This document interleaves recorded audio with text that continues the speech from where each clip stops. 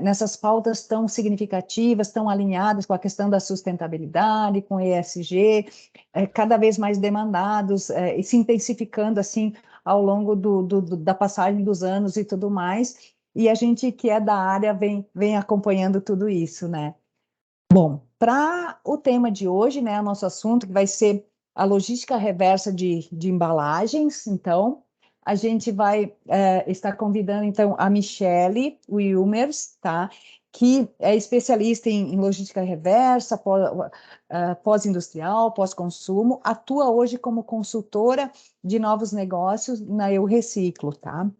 E também a gente vai ter a participação da nossa colega da Comissão do Meio Ambiente, a Rosa Lovatel, que vai compor ali uma dobradinha, vai incentivar melhor as nossas conversas e a questão das dúvidas. Eu quero dizer para vocês também que todos podem compartilhar, se manifestar, mesmo durante a apresentação. Comercializassem a destinação adequada. E aí, 2016, a gente teve a primeira autuação dentro do país, que veio pelo Ministério Público do Estado de São Paulo, não foi nem pelo órgão ambiental, nem pelo Ministério do Meio Ambiente, que era o que todo mundo aguardava, que acabou tornando ali, foi um momento de muita confusão sobre o tema, as empresas que não faziam parte do acordo setorial não sabiam se deveriam ou não cumprir, se a lei de fato havia pegado ou não, qual seria a meta, se seria do acordo setorial, porque a PNRS era vaga, enfim. Até que em 2017 a gente tem um dos principais decretos do tema, que é o chamado decreto da isonomia, o 9.177, que ele vem justamente dando essas diretrizes. Então, o decreto ele é muito claro. Todas as empresas, a partir desse momento, eles passam, né, a terem o cumprimento da logística reversa, independente de tamanho ou porte, e ele traz, então, a premissa mínima que a meta seria 22% de todas as embalagens comercializadas pelas empresas. E aí ele abre o guarda-chuva, que a gente chama, né, dando a isonomia para cada órgão ambiental de cada estado a colocarem as suas próprias datas de reporte e os seus próprios sistemas, né, de entrega desses relatórios sobre o cumprimento da logística reversa. E aí ele dá também a isonomia aos ministérios públicos para fazer ali o acompanhamento das empresas que estão cumprindo ou não dentro dos estados. Então, a partir desse decreto, a gente passa a ter, então, o guarda-chuva dentro dos estados, onde essas empresas elas têm, né, licença de operação, onde elas estão atuando, né, comercializando dentro dos estados onde elas estão sediadas, e aí a gente vai ter no panorama nacional todos os estados onde ela comercializa, exatamente como a Rosa falou agora há pouco. A gente então passa a ter a responsabilidade só não dentro do estado onde a gente está alocado, mas sim em todos os estados onde a gente comercializa. Até aqui, gente, alguém tem alguma dúvida? Quer fazer alguma colocação? Não? Então, vou entender que está todo mundo entendendo. Caso tenham aí, só levanta a mão, tá? E aí, a partir de 2018, a gente tem justamente essa verticalização, quando a gente tem o decreto da isonomia. Cada estado foi se movimentando, cada um ao seu tempo, os órgãos ambientais, né? Colocando os seus próprios sistemas, as suas próprias datas de reporte. A gente vai ter estados que estão super avançados e vamos ter ainda até os dias de hoje estados que ainda não se movimentaram com uma regulamentação dentro do estado. Até que o ano passado, então, a gente tem aí a publicação de um dos principais decretos. Eu não sei se todo mundo observou ali que o ano passado a gente abria a rede social, o ESG era o tema do momento, né? Todo mundo falando sobre sustentabilidade, sobre posicionamento ambiental das empresas, sobre o plástico é o vilão, não é o vilão. Por que se deu o tema, a importância, todo mundo parou para olhar? Porque nesse decreto 11.044, pela primeira vez na história do país, o Ministério do Meio Ambiente se posiciona, ele vem nesse decreto chancelando o crédito de reciclagem como um core de entrega, então ele se posiciona outorgando o crédito de reciclagem como uma das entregas para a logística reversa, e coloca ali que a partir do dia 1º de março desse ano, ele quer então um relatório coletivo de todas as soluções que são adimplentes, que tem lá a entidade gestora, ele coloca algumas premissas para as empresas de crédito de reciclagem, que ele quer um relatório coletivo, que a partir desse momento, então, ele, como autarquia maior, ele passa a fazer os questionamentos. E o 10.936, ele vai vir mais uma vez pegando todo mundo e colocando na mesma página. Até que, né, bem recente aí, no último dia 13 agora de fevereiro, exato 10 dias, a gente teve um novo decreto que foi publicado, 11.413, pelo novo governo. É um decreto que ele vai passar a ter validade a partir do dia 14 de abril, e aí seria sobre o reporte, tá? Para o próximo ano, que seria em junho do ano que vem, referente às embalagens comercializadas em 2023. Então, ainda sobre o reporte de 2000, das embalagens comercializadas em 2022, a gente ainda vai olhar para o 11.044, que é o decreto vigente. Esse novo decreto, ele traz ali alguns outros créditos de reciclagem, né? Ele traz o de estruturação, de massa futura, mas que a gente ainda está aguardando um melhor alinhamento desse decreto para poder trazer de uma forma mais clara a todas as empresas, porque ele ainda está muito entre linhas, e dado que o cenário da logística reversa, ele está em constante mutação, qualquer coisa que eu trouxesse nesse webinar para vocês, dado que esse decreto só tem 10 dias e entende que várias soluções fizeram questionamentos, a gente tem um andamento sobre ele e a gente está falando de uma compensação futura, seria embrionário de nossa parte. Então, a gente vai se especificar aqui exato nos próximos reportes que a gente vai ter que atender o 11.044. Gente, foi tranquilo? Alguém tem alguma dúvida sobre o tema? Gostaria de fazer alguma colocação para a gente poder prosseguir? Não? Bacana, então. Então, aqui a gente tem eu trouxe para vocês a legislação por estados, entendendo que todo webinar a gente vai ter empresas, né, disparadas aí em todos os lugares do Brasil ou que comercializam aí em diversos estados. Então, eu trouxe aqui, o mapa ele está justamente bem lúdico, trazendo para vocês os estados que já condicionam a licença de operação à comprovação da logística reversa. Michele, o que isso quer dizer? Isso quer dizer que esses estados, além de terem uma regulamentação sobre o tema, a forma que eles encontraram, né, de fazer com que as empresas elas cumpram com a logística reversa dentro do estado as empresas que têm licença de operação, elas só conseguem a renovação da licença ou uma nova licença a partir do momento que elas comprovem que possuem uma solução de logística reversa. Quando a gente fala desse cumprimento, a empresa ela sempre vai ter dois caminhos: o crédito de reciclagem, né, ou seja, um reporte coletivo, ou um reporte individual. O que é esse reporte individual? A empresa ela faz por conta, então vamos supor, a empresa comercializa em 3 estados dentro do país. Nos estados onde ela comercializa, ela vai colocar pontos de coleta e ela tem que fazer todo um relatório mostrando o endereço, esse PEV, né, que ela vai fazer ali a coleta, o material que ela coletou, o peso dele e qual foi a destinação. É um relatório mesmo individual e ela tem que garantir que esse consumidor ele vá levar a embalagem, né, vá consumir o produto e retornar a embalagem. Dado o território nacional brasileiro, né, que é bem pequeno, acaba se tornando muito intangível isso, né? A empresa conseguir garantir que esse consumidor leve, porque culturalmente ainda os nossos consumidores não estão aptos, eles não têm essa proatividade. Então, e aí o segundo caminho é justamente o conceito da compensação ambiental. Então, a empresa ela precisa entregar esse relatório nesses estados para renovação ou uma nova licença. Os estados que estão em verde mais apagados são estados que já possuem regulamentações vigentes, então ela já tem uma data de reporte, ela já tem ali toda uma regulamentação sobre o tema da logística reversa. E os estados em laranja são estados que eles ainda não têm uma regulamentação específica, o órgão ambiental não se posicionou, mas boa parte deles, o próprio Ministério Público já vem autuando empresas, como nos demais, sobre o cumprimento da logística reversa. Então, há uma obrigatoriedade no cumprimento onde o relatório é proativo? Não há uma obrigatoriedade, porém a empresa não deixa de ter o risco de ser questionada em qualquer tempo por qualquer órgão ambiental ou Ministério Público dentro desses estados sobre o cumprimento da logística reversa. Muitas vezes, quando o Ministério Público ele faz esse questionamento, ele vai questioná-los sobre, balizado ali no decreto da isonomia de 2017, cobrando, então, o retroativo. A gente já vê isso em vários estados, que o MP ele vai fazer o questionamento, balizado no 9.177, e vai pedir o retroativo a partir de 2018 até o último ano de entrega. Então, serve, assim, como um alerta para as empresas, porque, às vezes, fazer esse passivo de uma vez só, em 30 dias, pode acabar onerando ali a empresa, e é o que a gente não quer. A gente quer que as empresas sejam conscientes, façam, sem serem oneradas, porque quando você é autuada, a empresa ela recebe um questionamento, ela precisa responder na esfera civil ao MP. Então, tem um custo advocatício, tem todo um transtorno que não é legal, não é o core aqui da gente deixar com que isso aconteça. Pelo contrário, é justamente pulverizar ao máximo a informação, conscientizar ao máximo, para que ninguém seja pego aí de surpresa.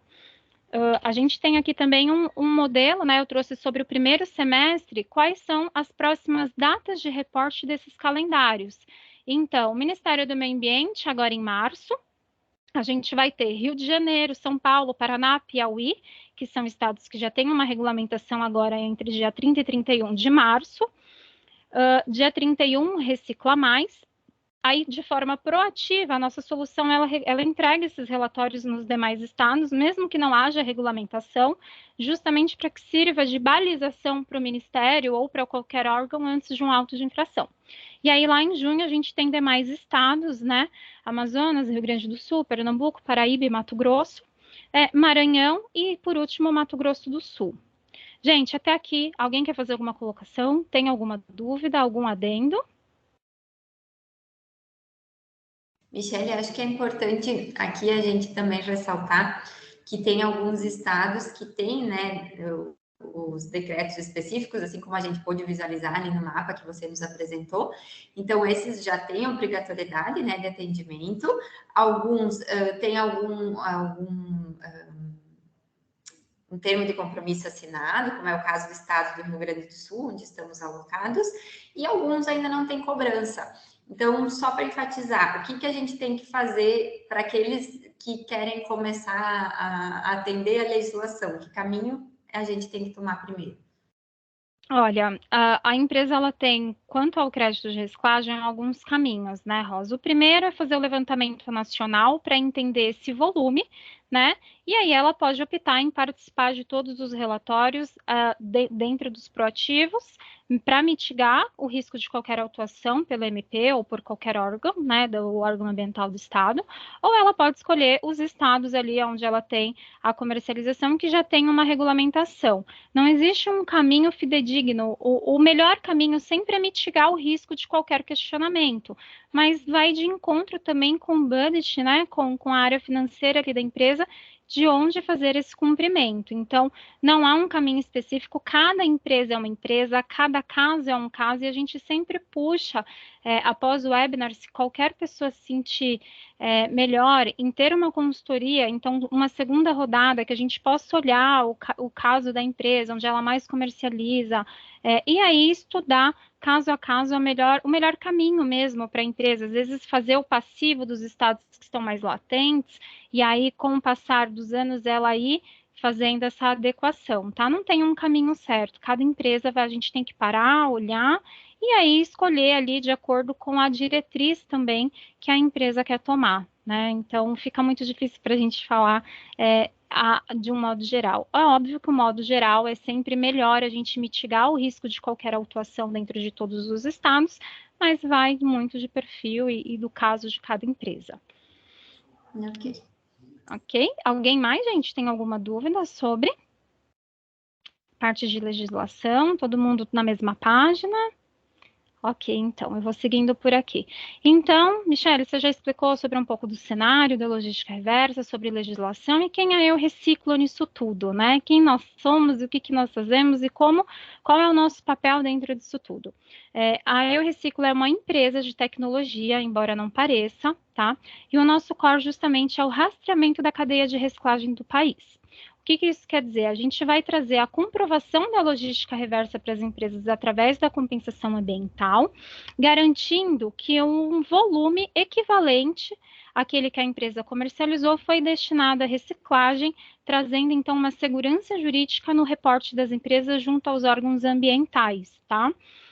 a gente vai ter, então, 2 clientes. O primeiro cliente são as centrais de triagens, né, que coletam esses materiais, que fazem esse papel de destinar, então, de captar essas embalagens, separar e destinar à reciclagem. E o nosso outro cliente é a empresa, a indústria, que ela precisa dessa regularização e ela vai aportar, ela vai pagar, então, para essas centrais de triagem por ter prestado esse serviço e a gente vai fazer toda a parte de segurança jurídica das empresas, garantindo um impacto socioambiental escalável dentro da cadeia, que é o nosso principal olhar.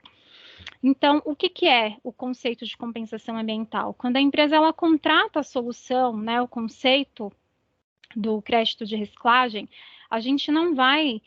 É humanamente impossível a gente rastrear por cada detentor de marca, por cada marca ali na central de triagem e somar, juntar para fazer a compensação.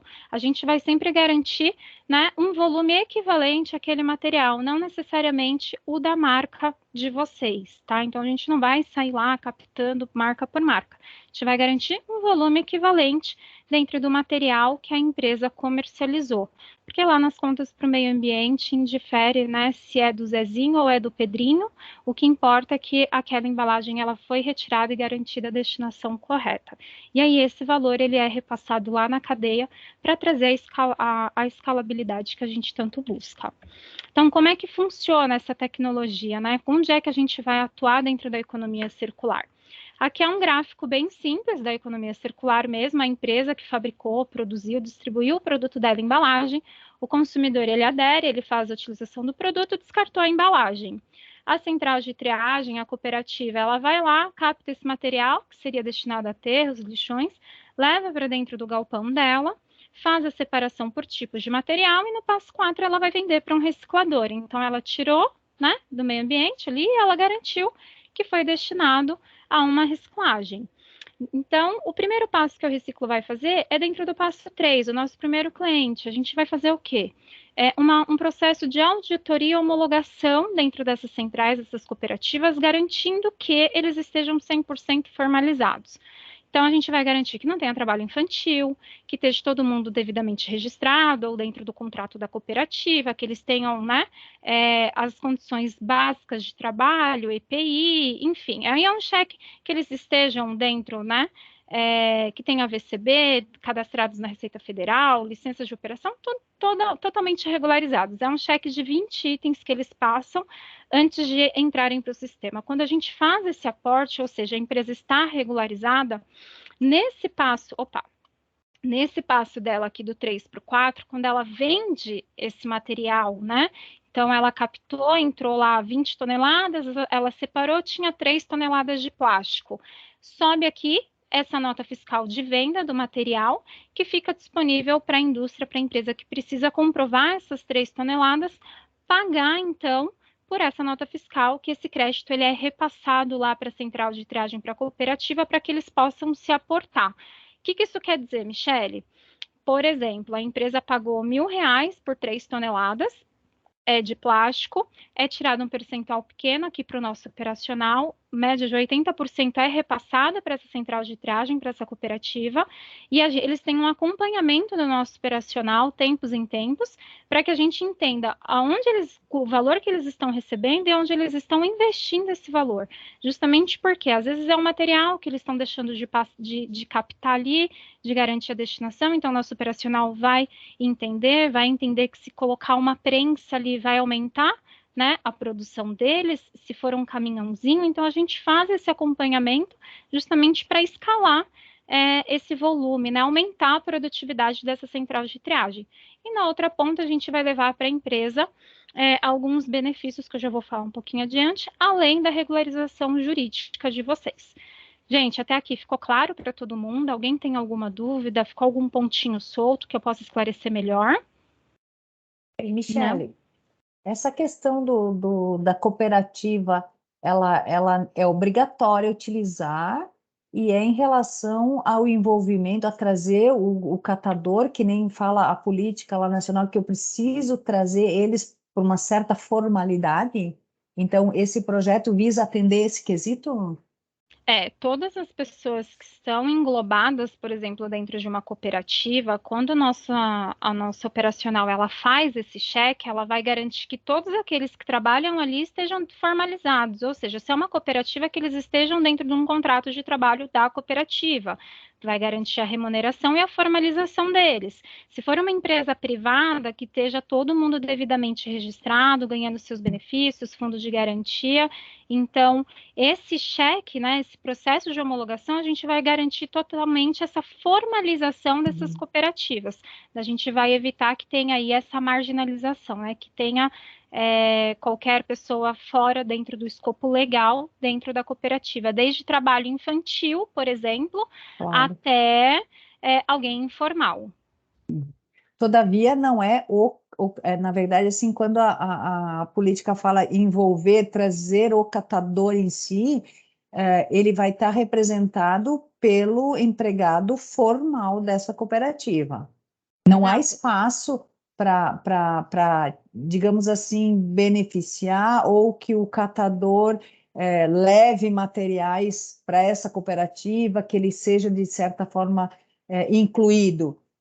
Neste projeto da Eu Reciclo, ele tem que ser um trabalhador formal. Exato, Tá. exato. Tá? Dentro do nosso cheque, dentro desse processo de homologação, a gente vai garantir essa formalização, né? Então, a gente precisa lembrar que não são centrais nem cooperativas da Eu Reciclo, são justamente esse passo de aporte que a gente faz, porque, infelizmente, ainda é uma cadeia muito informal, é uma cadeia muito marginalizada. A gente já se deparou com vários exemplos, a gente já chegou em cooperativas onde tinham 25 pessoas trabalhando, com um único sanitário sem descarga. Então, assim, é incabível, tipo, não dá, né? Então, a gente vai fazer todo esse aporte para que as pessoas, né, para que os operadores ali dentro tenham a melhor condição e a formalização necessária para prestarem o serviço. E aí a segurança, no caso, que a empresa que contratou a Eu Reciclo tenha de que realmente entrou num projeto ok, legalizado, 100%, né? Exato. E aí, lá no final, eu não trouxe nessa apresentação, mas a gente entrega para a empresa um relatório de impacto com todos os dados customizados. O que isso quer dizer? A gente vai pegar, por exemplo, a empresa do Pedro, que contratou 3 toneladas de plástico distribuída nesses estados, e dentro desse relatório tem um extrato da compensação por tipos de material e cada estado contratado, e lá ele vai ter quais foram as centrais de triagem, as operadoras que ele aderiu à nota fiscal, ou seja, de uma forma muito transparente, a empresa ela vê aonde foi investido o dinheiro dela, né? A adesão dela dessas notas fiscais. Ela recebe, inclusive, os números das notas fiscais, caso ela queira fazer uma consulta. A gente tem muito desse olhar. Hoje eu Reciclo é uma empresa, Series B, né, que quer dizer aí que só a gente tem um impacto social, ambiental comprovado dentro desse nicho, que só 5% das empresas do mundo conseguem esse selo hoje. Então, justamente porque a gente tem esse olhar de escalar a cadeia de reciclagem no país de uma forma transparente, trazendo a segurança jurídica e a tranquilidade para as empresas que contratam nossa solução. Tá certo. E, Michele, tem uma pergunta aqui do Silvio. Se você já tem informações de quantas cooperativas já existem inseridas realmente nesse processo, e se notou, se já se verificou, se confirmou melhorias, né, nas cooperativas, no público, qual é a percepção deles enquanto público selecionado para esse trabalho da Eu Reciclo? Sim, bacana. A gente tem hoje mais de 6.700 clientes de Vendo. centrais de triagens e cooperativas. Eu não sei se a gente tem aqui. Deixa eu pular. Eu acho que não vai ter nessa apresentação, mas a gente já tem isso. São 275 centrais de triagens, tá? Que hoje fazem parte do programa da Eu Reciclo, espalhadas em todos os estados do país. E a gente tem cases, por exemplo, como o do iFood, que é um dos nossos clientes. Ele, quando entrou para fazer parte da solução, ele levantou a mão lá de 2 cooperativas no Rio Grande do Sul. Eu não vou ter de cor o nome das 2 cooperativas, que eles queriam um estudo dessa escalabilidade, do tipo, olha, estou trazendo para vocês uma cooperativa, eu quero entender o investimento do meu crédito aqui no meu berço, né, dentro dessas cooperativas, o quanto que a gente vai alavancar, né? O quanto que, de fato, a gente vai trazer o diferencial. Foi feito um estudo junto ao nosso operacional no processo de cheque homologação, viram os pontos de melhoria, que é o que eles fazem em todas as centrais, as cooperativas que fazem parte do programa, e chegou-se a um número de 43%, ou seja, no final do contrato a gente conseguiria aumentar, né, a produtividade em 43%. Entregamos o contrato, findou o final do ano passado e está em processo de renovação, mas nós entregamos ali quase 61% de aumento da produtividade. Então, isso mostra o quanto que o crédito levado lá na ponta, junto de um acompanhamento de um corpo especializado, o quanto que a gente consegue escalar, de fato, essa produtividade dentro da economia circular para essas cooperativas. A gente tem um estudo que, de forma direta, a solução impacta mais de 8.000 famílias. Então, às vezes é um benefício que é um diferencial, a formalização, enfim, são 8.000 famílias que o Reciclo hoje impacta de forma direta através do crédito de reciclagem. Perfeito. E aí, quando a gente fala desses clientes, né, a gente tem mais de 6.700 clientes, a gente vai atender clientes de todos os segmentos, de todos os tamanhos enfim, cada parceiro que chega é super bem-vindo para ajudar a gente na escalabilidade. A gente entende que os consumidores, por sua vez, estão cada vez mais conscientes e atentos, né? As empresas que têm práticas sustentáveis, que têm esse olhar com o meio ambiente. Foi comprovado aí através dos últimos estados que 9 em cada 10 brasileiros, eles acreditam que ações de desenvolvimento sustentáveis, elas são importantes, né? Para a proteção do nosso meio ambiente, para a marca como um posicionamento. 40% desses consumidores, eles mudariam a sua intenção de compra, justamente por ver que é uma marca ambientalmente posicionada, que tem ali esse atributo, né, que agrega em proteger o meio ambiente, e 59% levam em consideração, né, a compra dos seus produtos de empresas sustentáveis, de empresa que tem ali uma comunicação direta com eles. O porquê disso? Justamente porque a gente, enquanto não mudar, né, essa cultura do consumidor também fazer parte disso, a gente praticamente vai estar secando o gelo. A empresa paga, ou a cooperativa tem, mas a gente precisa fazer esse material chegar lá na ponta, a gente precisa, né, diminuir o máximo possível esse gap de 97%. E aí, o que a gente traz de benefício como solução? A gente tem um selo, eu não sei se todos já viram o nosso sorriso em alguns dos produtos que utilizam. Para quem não viu, fica um desafio. Chega em casa, dá uma olhada na despensa, que é certo que pelo menos um selo da Eu Reciclo vai encontrar nos produtos. Hoje a gente já tem mais de 6.700 marcas aderentes, né, à solução. Para a empresa que se regulariza através da nossa solução, ela não tem custo para aplicação do selo, tá?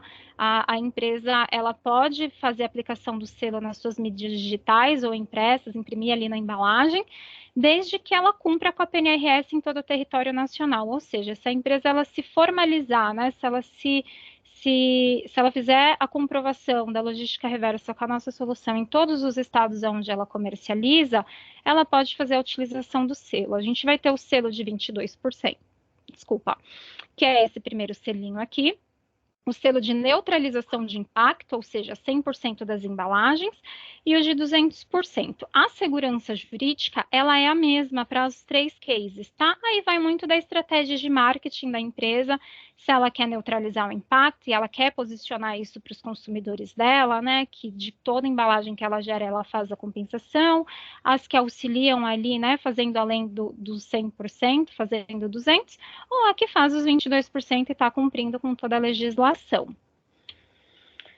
Não menos importante, muito legal de trazer para todos os associados que, por serem associados da Cimex, só de entrarem em contato com a gente, se fizerem a regularização, já tem um desconto de pronto de caixa aí, que é 30% do valor da tabela.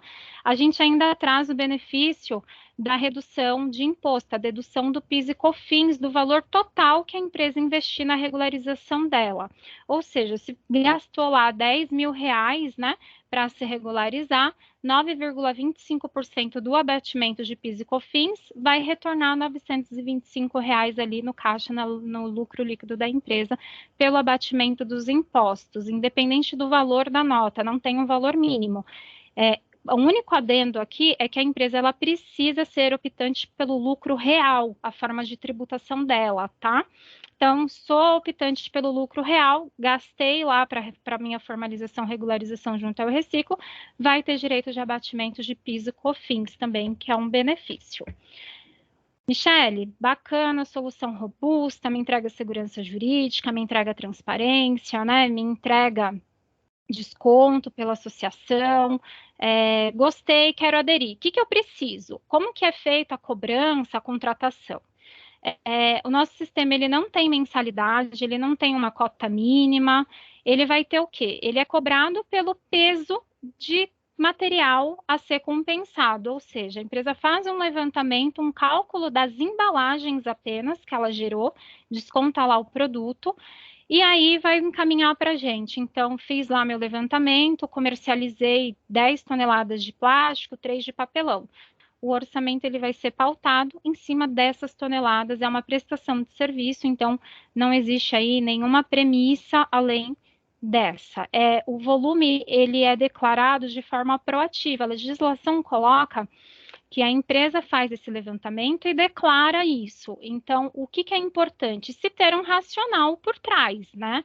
Uma empresa big, que comercializa muito dentro de determinado estado, se ela colocar um número muito pequeno ou for muito distante dali dentro do KNAI, do segmento dela, acaba caindo mesmo como se fosse numa malha fina, tá? Os estados, eles têm um convênio com o Ministério Público e Ministério da Fazenda e Receita Federal, onde eles entendem qual é a empresa que deve a logística reversa dentro do estado pela arrecadação de impostos da nota de venda dos produtos dentro daquele estado.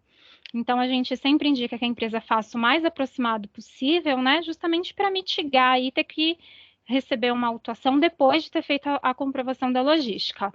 Então, fez lá o cálculo total das embalagens, a gente vai fazer o envio da proposta com base no total de toneladas, né, a ser compensado. A empresa deu o aceite da proposta, assinou o contrato, segue por nossa conta. A empresa não olha mais, né, para isso. O que a empresa vai fazer depois é aguardar o relatório de impacto dela, porque em todos os estados, quem vai fazer a entrega dos relatórios e a comprovação da empresa é a nossa solução. De minha parte, explicação é isso. Não sei se alguém tem mais alguma dúvida, eu abro aqui para, né, falar com vocês, cada um quiser trazer um ponto. Enfim, gente, se ficou alguma dúvida, fiquem à vontade.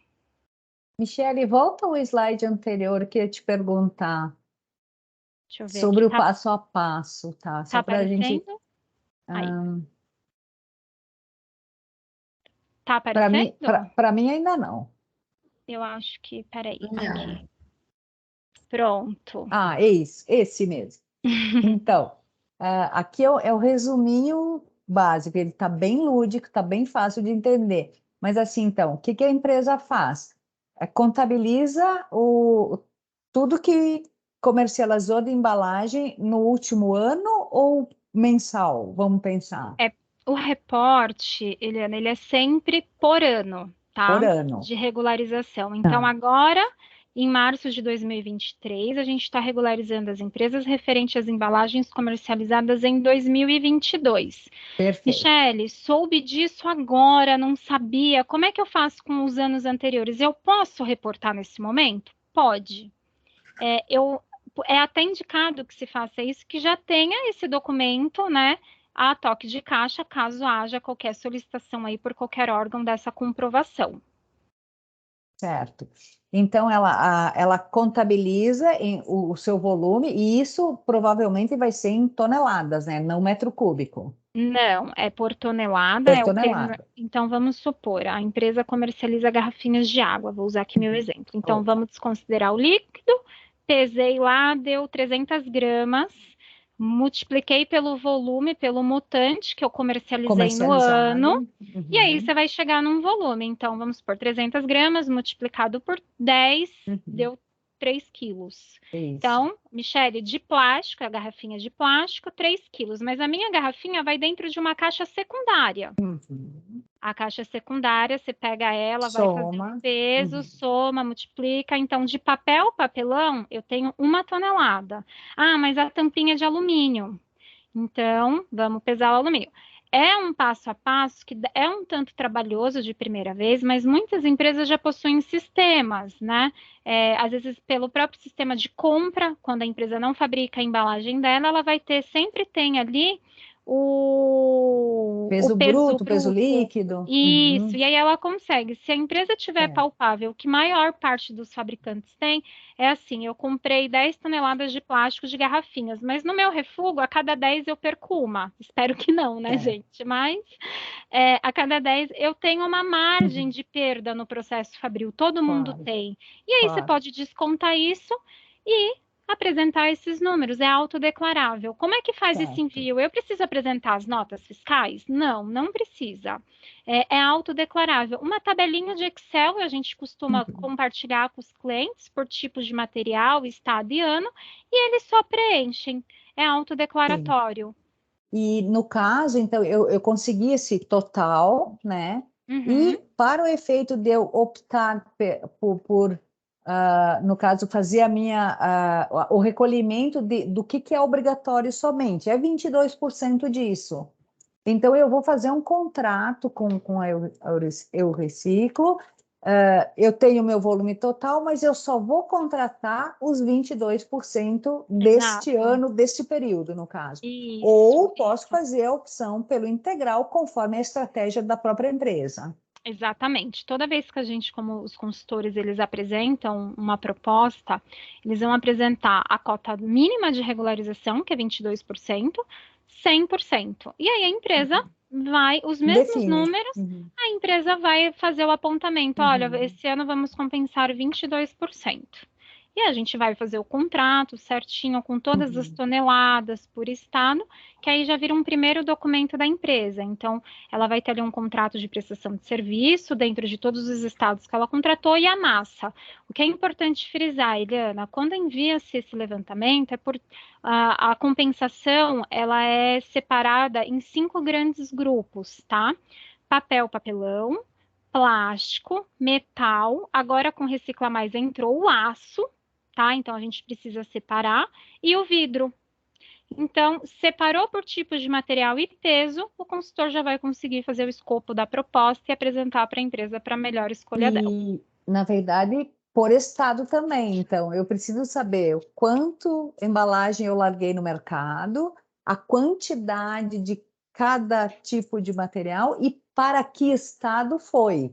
Então, essa informação, porque também no relatório que vocês enviarão, existem estados que exigem algum complemento, alguma informação adicional. Então, eu preciso saber exatamente para que estados a gente comercializou. São 2 estados que têm particularidades, tá? O estado de São Paulo, a partir da comercialização de 2022, a meta mínima é 22,5%, é uma meta progressiva. Então, ele tem 0,5% dos demais. Um segundo estado que tem particularidade é o estado do Rio de Janeiro. Além do relatório coletivo que eles passaram a aceitar agora, em finalzinho de janeiro, então, para esse, eles ainda assim exigem o preenchimento de um sistema próprio chamado PEMIN-ADE. É um sistema onde só a empresa mesmo tem login e senha. Nós, como solução, não temos autonomia sobre esse sistema, só que a gente dá todo o aporte para a empresa. Então, ela vai entrar lá e vai declarar a massa dela, vai fazer o upload do documento, tudo bonitinho. São os únicos 2 estados. Os demais, a gente vai fazer a entrega dos relatórios e trazer a comprovação através do relatório de impacto para a empresa.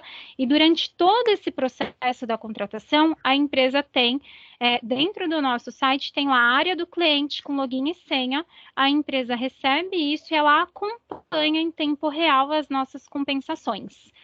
Tá? Então, é um mapinha interativo onde a empresa vai acompanhando o nosso trabalho, o nosso reporte dentro de todos os estados. Certinho, obrigada. Então, Imagina. vai compartimentando. Então, esse é o tipo de informação.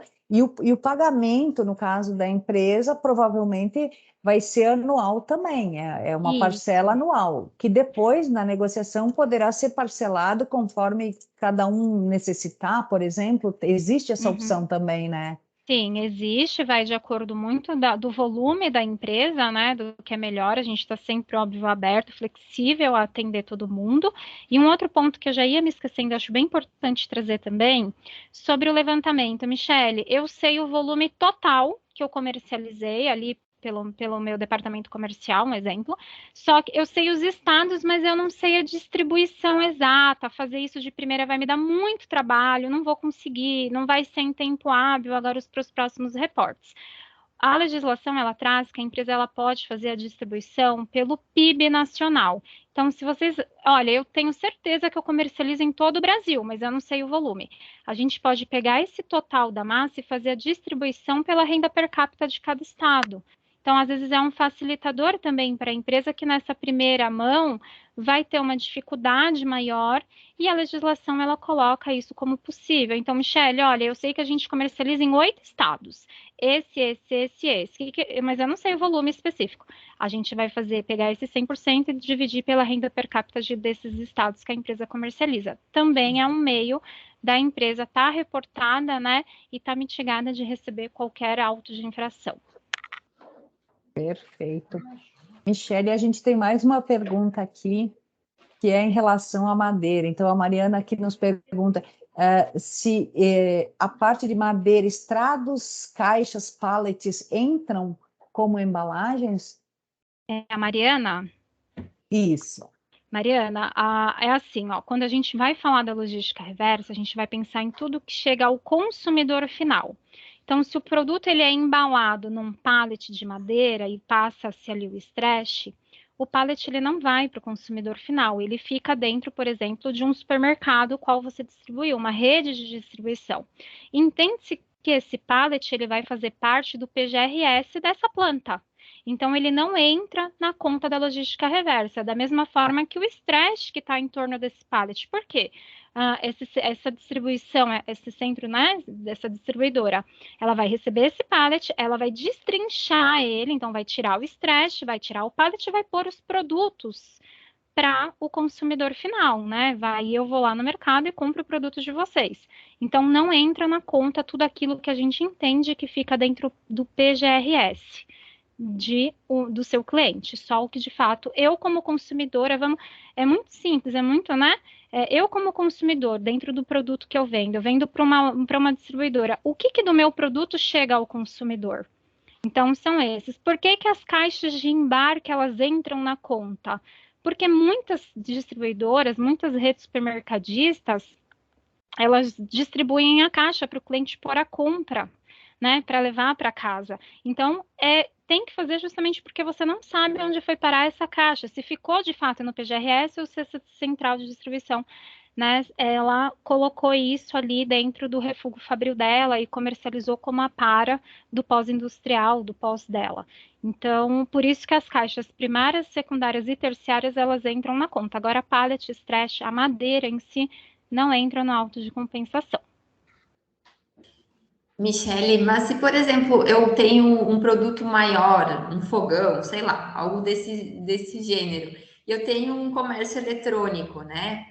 Uma Uhum. forma de e-commerce, e eu envio diretamente para casa do meu consumidor numa, sei lá, assim, numa caixa de madeira ou num pallet para facilitar o transporte, alguma coisa nesse sentido. Nesse caso, eu preciso considerar, né? Precisa considerar, mas hoje, dentro do conceito do crédito de reciclagem, a madeira ela não é compensada. Certo. Mas vai lá, se tiver toda aquela estrutura de isopor, o plástico filme, enfim, tudo aquilo que está protegendo o meu produto, porque ele vai chegar diretamente na casa do consumidor final. Aí entra na conta. Aí com Certo. certeza vai entrar. E o isopor? O isopor ele é compensado como plástico, porque a gente vai. A caixinha de Tetra Pak, eu não sei se aqui a gente tem algum exemplo, mas às vezes é uma pergunta que me fazem, Michelle, é compensado como o quê?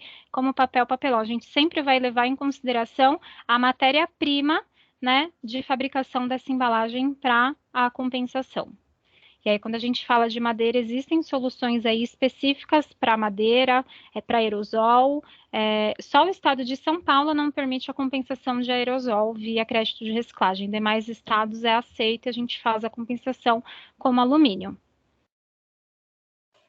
Certo. Só para voltar um pouquinho aqui no chat, a gente tem só uma pergunta do Silvio, que eu acho que já foi esclarecida, que é a questão da contabilização da quantidade de embalagens, né, por estado ou nacional. Então, é por estado, né? Acho que a Michelle já comentou. A empresa vai ter os dois caminhos. Ela pode mandar o total nacional e os estados onde ela comercializa, a gente vai fazer a distribuição pelo PIB. Se a empresa só tiver o nacional e falar, eu quero compensar em todos os estados porque eu comercializo em todos, a gente vai fazer pelo PIB. Ou se ela tiver já separado por estado, que é o melhor cenário, a gente vai fazer por estado. Uma embalagem, quando ela é comercializada, por exemplo, do Rio Grande do Sul para São Paulo, ela não pode ser compensada onde o cliente tem a planta, no Rio Grande do Sul. Ela tem que ser compensada no estado de destino dela. Então, no Rio Grande, nesse caso, em São Paulo. Certo. E quando a gente faz a contratação com a Reciclo, você comentou que a gente tem um usuário e senha, a gente pode acompanhar em tempo real a compensação, mas a gente recebe um certificado dizendo que a gente está adequado? É o relatório de impacto, né, que a empresa recebe, que é um certificado, existem dois meios. É um certificado mesmo, um modelinho que a empresa vai receber dizendo que contratou a solução, que compensou tantas toneladas, de acordo com o ano ali que ela está regularizando, e o relatório que é todo, esse relatório ele vai no padrão GRI e IRIS, justamente para que a empresa, por exemplo, se tem um investidor externo, para que ela possa fazer a utilização para um cliente, eu quero fazer um demonstrativo da minha ação com as minhas embalagens. Então, olha, cliente, eu já te vendo uma embalagem compensada, você não precisa ter essa preocupação. Acontece muito de produtos B2B, então, que você vende, e, por exemplo, para uma distribuidora. É muito difícil uma distribuidora arcar ali, principalmente grandes redes, elas têm sido uma movimentação de mercado esse questionamento, né? O produto ele já está compensado? A embalagem ela já está, então você tem o relatório de impacto que você pode apresentar para o seu brand owner ali, de que esse material já foi compensado. Então a empresa vai receber sim, desde o contrato que já está especificando, desde esse modelinho, quando ela quer uma página única, é o relatório de impacto. Alguém mais, Acho que aqui vem de gente? encontro a mais uma pergunta do nosso chat aqui, né? Embalagens de produtos que são vendidos para lojas ou oficinas e que são instalados, digamos assim, num veículo, né? A embalagem, teoricamente, fica no prestador de serviço, né? Como é que faz a compensação disso? Entra no PGRI do lojista ou faz a compensação? A gente vai ter que entender o seguinte: esse lojista, ele tem um plano? Ele tem ali uma empresa que faz essa captação ou ele vai pegar, por exemplo, uma oficina? Ele vai pegar essa embalagem e vai colocar junto do resíduo urbano para coleta de rua. Se o seu cliente ele não tem um PGRI, ele não vai fazer isso, ele vai ter que fazer a compensação. Se ele tem, não precisa. Então, precisa muito, justamente por isso que a gente coloca que cada empresa é uma empresa. Por exemplo, a gente tem clientes que vendem eletrônicos que vão lá, por exemplo, para autoelétricas de carros, som de carro. Ele vende para uma autoelétrica, só que lá no ato da instalação, a mecânica autoelétrica ela não tem, ela vai separar o resíduo dela e vai pôr na rua, né? Então, nesse caso, precisa-se sim cumprir com a logística reversa. Agora, não, eu vendi para uma grande distribuidora. A distribuidora vai revender o meu produto e a responsabilidade vai cair sobre o detentor da marca, ainda assim. Tá? Então, por isso que cada empresa é uma empresa e cabe a gente sentar e olhar, né, cada linha de produto, porque existem aí N segmentos que a gente pode ajudar nesses estudos. Ok. A Bruna fez uma pergunta na sequência, ela está muito parecida com a do Silvio. Bruna, se tiveres mais alguma dúvida, por favor, nos sinalize. E, enquanto isso, eu gostaria de saber de ti, Michele, se vocês têm conhecimento de que estejam ocorrendo multas em estados onde já tem legislação, se o pessoal está cobrando multa por não atendimento, como é que está isso? A gente tem alguns estados que são bem incisivos quanto a isso, e até em estados que não têm a regulamentação, viu, Rosa? Infelizmente, olha, recente, eu posso te dizer por experiência, estado da Bahia, o Ministério Público tem dado auto de infração e aplicado multa, sancionado ali, são multas exorbitantes. A gente já fez um cálculo junto de um cliente que, se ele tivesse feito a logística reversa, ele teve um custo pela primeira multa em 10 vezes o valor do cumprimento da logística reversa, porque, embora pareça, não é uma solução cara, tá? É uma solução de custo-valor, de baixo valor, desculpa. E a gente vai ter também, olha, Espírito Santo, Minas Gerais, Mato Grosso do Sul é um estado que tem regulamentação e que eles dão mesmo auto de infração junto de multa, Mato Grosso. Santa Catarina é um estado também bem incisivo, assim, bem autuante. Rio Grande do Sul, a gente teve algumas movimentações do MP, mas nada incisivo ainda chegando a aplicar multa, porque muitas vezes eles dão um prazo de 30 dias para a empresa comprovar. E aí, o que acontece? É aquela sangria desatada, né? A empresa chega para a gente e fala, pelo amor de Deus, eu preciso do relatório, são 30 dias, são 30 dias. Acaba sendo, assim, muito tumultuado, e é o que a gente espera que não aconteça. Por isso que a gente sempre indica, faz um levantamento nacional, né? Mesmo que a empresa opte em fazer só onde há regulamentação, sabendo que tem o risco ali, né, de um questionamento, ela já sabe qual que é o gap que ela está deixando para trás, ela já está esperta ali que, olha, a qualquer momento eu vou precisar desse valor caso haja. Então, tem estados, em São Paulo, o Ministério Público autua e autua bonito, não é só o órgão ambiental, enfim, vários estados. Quando a gente fala de máquina pública, a gente já subentende ali que, quando vem o auto de infração, é só, desculpa a expressão aí para todo mundo, o cachorro vendo o frango assado na porta da padaria, né? Só esperando alguém deixar cair para ele correr e pegar. Então, não é o que a gente quer, porque esses valores, eles nunca chegam na ponta da cadeia, né? Ele nunca vai chegar, de fato, para fazer a parte de estruturação, e a nossa solução tem justamente esse olhar. Certo, e quando não tem a legislação específica, que a gente citou, no caso, por exemplo, da Bahia, né, que fez também a aplicação de algumas multas, é porque eles se baseiam na política nacional, né, no decreto federal. Isso, é um decreto federal, então ninguém dentro do território vai passar por baixo do radar. Infelizmente, não existe a empresa falar, mas o meu estado não se movimentou. O MP vai falar, então, amigo, mas eu estou falando de um decreto federal, lá de 2017, lá de 2010, você teve tempo de adequação, então dificilmente vai caber correr uma saidinha ali pela lateral, é muito difícil. Certo. Alguém mais, gente, sente-se à vontade em fazer alguma pergunta, fazer alguma colocação, alguma sugestão, alguma crítica. Estamos aqui abertos para essa consultoria. E, bom, enquanto o pessoal vai criando coragem, eu vou falando. A Rosa vai avançando. Vou avançando. Vamos lá. Fiquem à vontade. A questão da compensação. Não tem chance de eu estar compensando o mesmo resíduo que o meu vizinho, né? Como é que é esse sistema?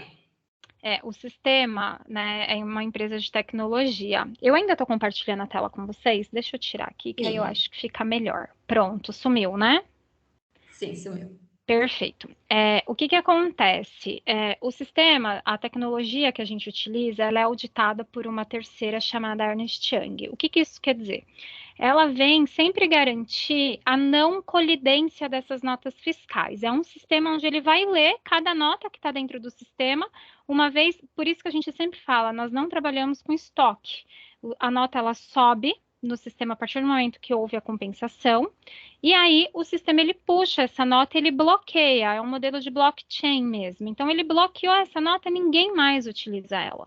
Tá? Então, não existe como ter colidência de notas, até mesmo porque, se um órgão ambiental ele identifica essa falha, mas, olha, 3 segundos a gente perdeu ali todas as nossas credibilidades, chancela com órgão, termo de compromisso cancelado, enfim, graças a Deus a solução nunca passou por nenhum questionamento, justamente porque desde que foi criada, a gente passa por uma auditoria de uma externa.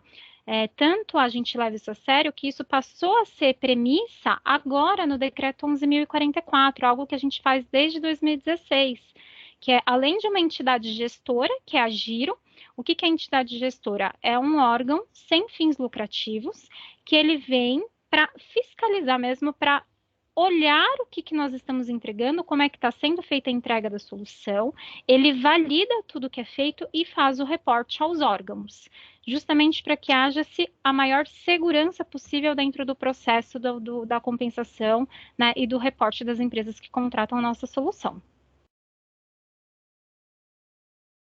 Ótimo.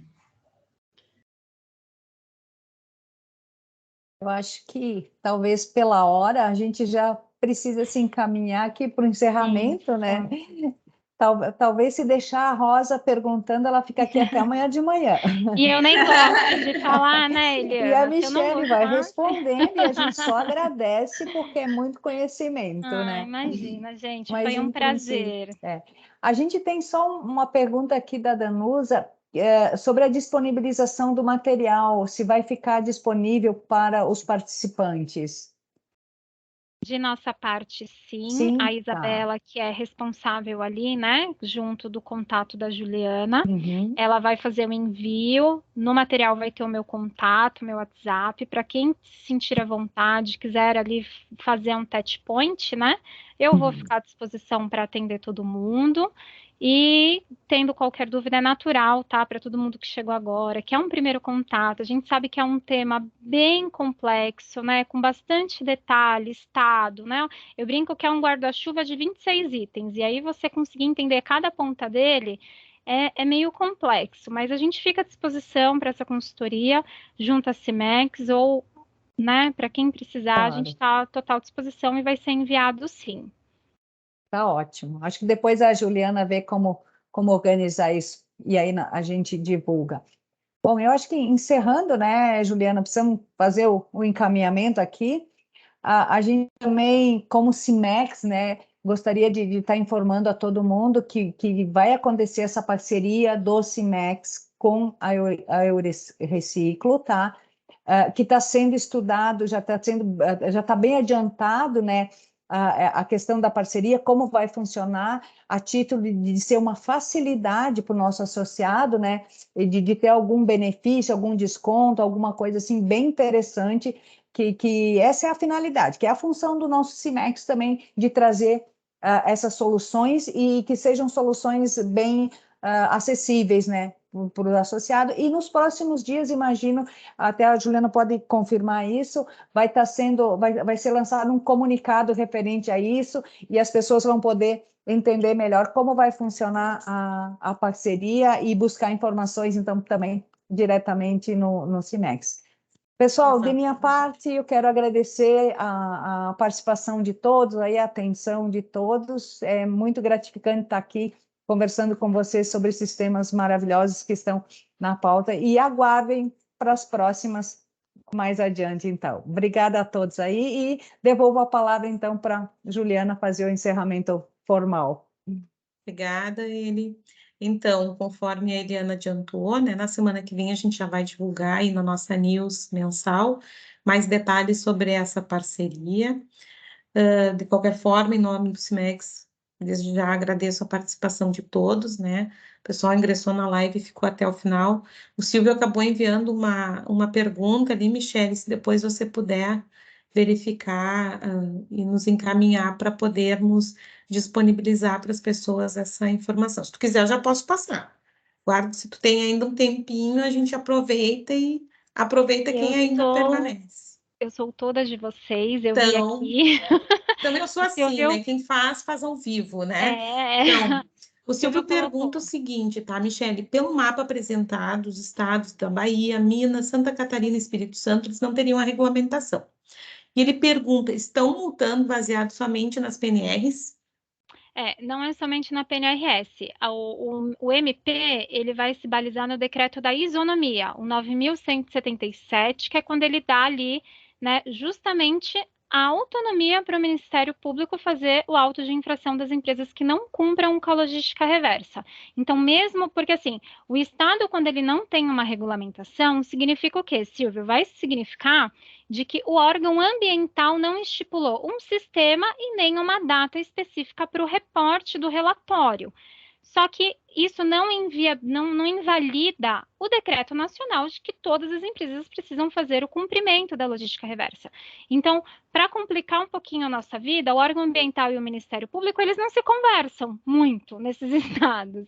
Então, o que vai acontecer? O órgão ambiental, ele não se posicionou, ele não colocou uma data, né, não especificou ali um sistema, mas o Ministério Público, ele entende que tem que ter, né, o cumprimento da logística reversa nesses estados, então ele segue fazendo o questionamento, dando auto de infração das empresas que não cumpriram dentro do Estado.